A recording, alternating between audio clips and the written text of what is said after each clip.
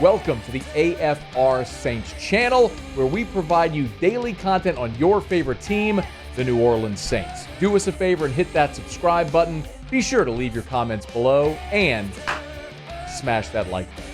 Who dat? Very pleased to welcome aboard AFR co-host Ross Jackson of LouisianaSports.net and the Locked On Saints podcast. Might as well be. We bother him every day. We appreciate it, man. How are you? Oh, man, doing great. Glad to have gotten the promotion. I appreciate it. Really excited for this opportunity. This is just way easier to have you come on and do like the quick wraparound in context than to me stumble and fumble all the way through it. So let's go through each of these. You tell us how it happened, some reaction context around it. Let's start with what I guess is the biggest news today. The Saints added safety Justin Reid. This is something you actually wrote about at LouisianaSports.net as one of your wish list. So why does this make sense?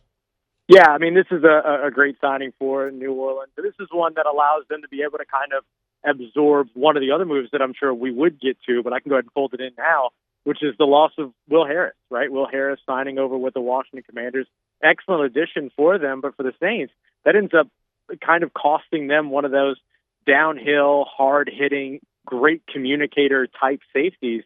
And so it kind of shot the need for safety up the boards, but now you get this deal done, and it kind of helps you out quite a bit.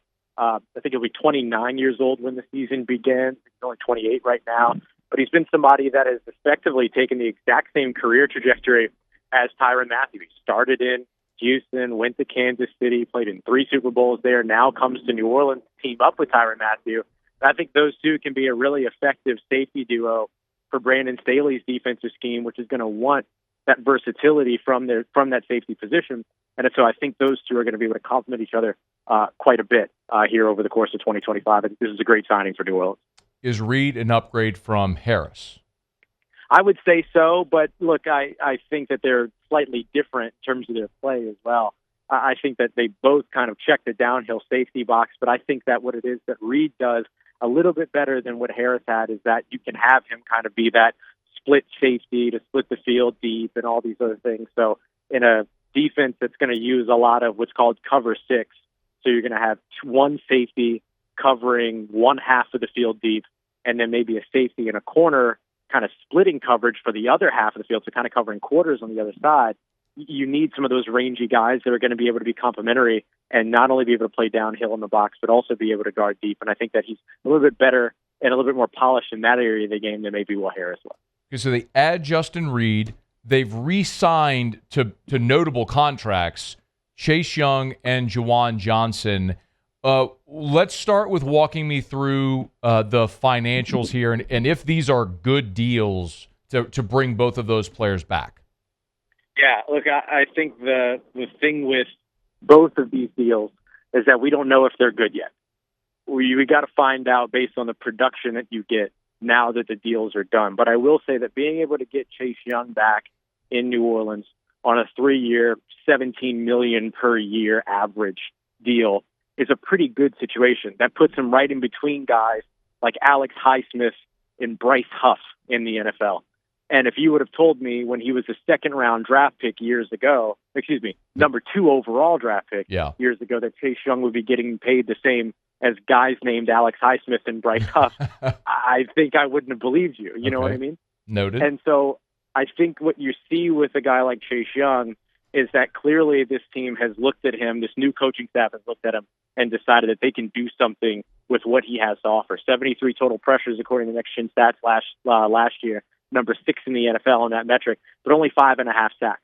So the success of this deal hinges on his ability to tick that number up and be a little bit more of a sack producer. I get it. I know that for defensive ends, sacks are not all the story, but it's most of the story.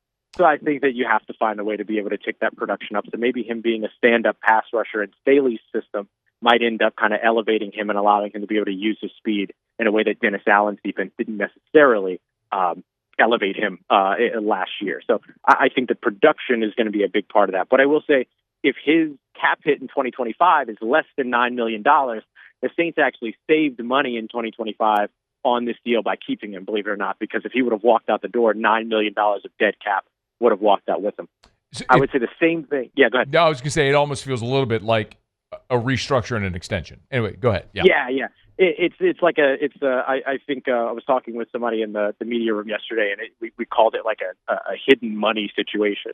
That actually, by keeping the player, you end up making a little bit money back here this year. And the same thing happens with the Juwan Johnson deal. Now, is $10 million effectively worth it for Juwan Johnson? That part we don't know yet. That, again, is going to be all about the production and the new offense moving forward. But clearly, Kellen Moore believes he can do something with Juwan, who had a career high in catches last year and had a career high in receiving yards last year. But we're talking like 40 catches and 548 receiving yards. We're not talking about anything earth-shattering there. So they've got to make that contract worth it. But here in 2025, if he comes in and his cap hit is less than $6.5 million, the Saints actually save money. So moves like this actually help them make moves like the Justin Reid edition. So it all kind of feeds into one another. Ross Jackson's with us, LouisianaSports.net, Locked on Saints podcast. To make all this happen, they had to restructure Tyrann and Demario Davis and Pete Werner and Cesar Ruiz and Carl Granderson, and I might have left somebody else off out there.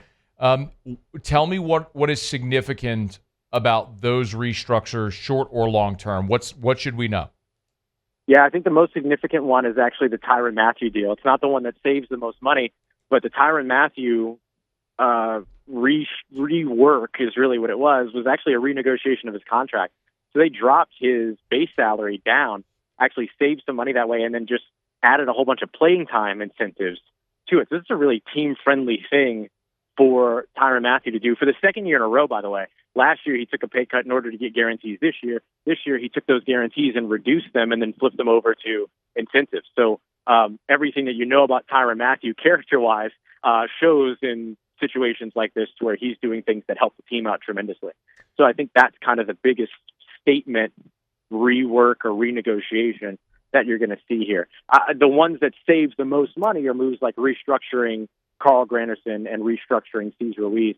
All together with all the moves that the Saints made, they opened up at least about $20 million worth of salary cap space today just in those moves. That includes restructuring Colin Saunders, restructuring Pete Werner, and then they also did some kind of rework to Demario Davis, but we don't have those details yet. So we'll see exactly which way all of this goes. So depending on exactly what those figures are, they might have opened up more than $20 million, but it certainly opened up an opportunity for them to be in the arena of free agency and actually get involved here and kind of what the second wave is. I guess the other really notable name so far is that Payton Turner, former first-round draft pick, of course, has signed a one-year deal with the Dallas Cowboys. I'm not sure that any of us think anything different, but any reaction to seeing Payton Turner walk out the door? Yeah, it was exactly what was expected, right? Like, they didn't pick up the fifth-year option last year, which isn't usually completely indicative of whether or not the team is interested in moving on with the player. But with this one, it felt like it was pretty indicative of whether or not the team intended to move on with the player. They drafted him as a project in the first round, an ill-advised selection that never really panned out. Some of that having to do with opportunity, some of that having to do with injury, right? He limited his own opportunities, not being able to stay out on the field. So now the big question mark is, who is he now that he leaves New Orleans? Is he a Zach Bond? Is he a Caden Ellis, or is he a Marcus Davenport? And so that's going to be the big thing. And what I mean by that is, does he go out there and all of a sudden become a Defensive Player of the Year candidate like Zach Bond just did?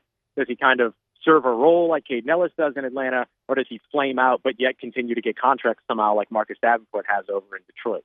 So it'll be interesting to kind of see what his trajectory post-New Orleans is. But it was clear that, especially with the scheme change, he didn't necessarily have a future here in New Orleans. Ross, with this first big wave seemingly, probably coming to an end, and then sort of the second wave of free agency will come, what should we be looking for player position-wise? What's on the horizon? Yeah, I think a big thing to watch is what do they do on the offensive line. They've not done anything in terms of re-signings on the offensive line. The only thing that they've done so far is restructuring contracts for guys like Cesar Ruiz, for instance. So you saw a big focus on the defensive trenches in the first day and in the second day, even with guys internal, but also going out and trading for Devon Gottschalk. But then now the next thing is, what do they do on their offensive trenches? So a big name that I would watch here, because I think you're looking for a starter on the interior, make no mistake about it, is Mekhi Becton. The Philadelphia Eagles offensive lineman, who's a tackle that transitioned into the inside last year, he's still out on the market. And the Philadelphia Eagles made a trade sending former Saints safety Chauncey Gardner-Johnson to the Houston Texans in exchange for an offensive lineman. So there's some indication that Mekhi Becton may indeed be on the way out in Philly. So if that's the case, if he liked what he did in Kellen Moore's offense specifically, he could potentially come here to New Orleans to do it again in 2025. That would be another big signing for New Orleans. But they did say they were going to be more active. And so a signing like Justin Reid and then a signing like Mekhi Becton would certainly indicate that. And then they could fill out the rest of their roster with smaller contracts and, of course, their draft. I knew you could do that way more efficiently than I could. 10 minutes, very well spent. Ross Jackson, Locked on Saints podcast, YouTube or podcast, wherever you get it. Make sure you go subscribe. And you can read Ross for free every day at louisianasports.net. I know this has got to feel like drinking out of a fire hose a little bit with the way the news has been coming the past 2 days. But you can get it all for free with louisianasports.net or Locked on Saints podcast YouTube there. Hey, man, we appreciate it. I'll probably bother you again tomorrow. Happy to do it, man. Drinking from a fire hose is what I do on a daily basis. So ready for you. I've gotten to see your work ethic, and I know that well. Thank you, man. We appreciate it. Thanks, bud. Take care. Stay safe. Talk to you soon. Hey, thanks so much for watching. Please leave your comments. I love to interact, and be sure to hit the red subscribe button below.